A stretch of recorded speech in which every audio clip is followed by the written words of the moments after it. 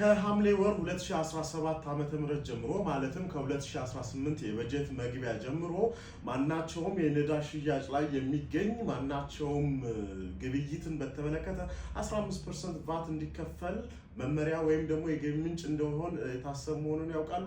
ይህ እንድታውቁት ነው ጠበቃና የህግ አማካሪ አያሌው ቢታኔ። እንግዲህ ከዚህ ቀደም እንደሚታወቀው ማናቸውም የነዳጅ ግብይትን መንግስት በራሱ ወጪ ድጎማ እያደረገ አብዛኞቻችን ተጠቃሚ የሆነን መሆኑ ይታወቃል። ሆኖም ግን ከ2018 ዓመት የበጀት ተግባራዊ ክንውን በኋላ ግን ማናቸውም የነዳጅ ሽያጭ ላይ 15% የቫት ክፍያ ተፈጻሚ እንዲሆንና ከዚህም ውስጥ በ2018 ዓ.ም ብቻ ከ3 ቢሊዮን ብር በላይ ከዚህ ገቢ አገኛለሁ በሚል መንግስት አቅዶ እየተንቀሳቀሰ ይገኛል ማለት ነው። ስለዚህ ሁላችንም ከሐምሌ ወር ጀምሮ የነዳጅ ዋጋ በ15% ቫትን ጨምሮ ሊያድግ እንደሚችል አውቃችሁ ከወዲሁ ራሳችሁ እንድታዘጋጁ ለማለት ነው። ጠበቃና የህግ አማካሪ አያሌው ቢታኔ ነኝ። ሰብስክራይብ ማድረግን አትርሱ። አመሰግናለሁ።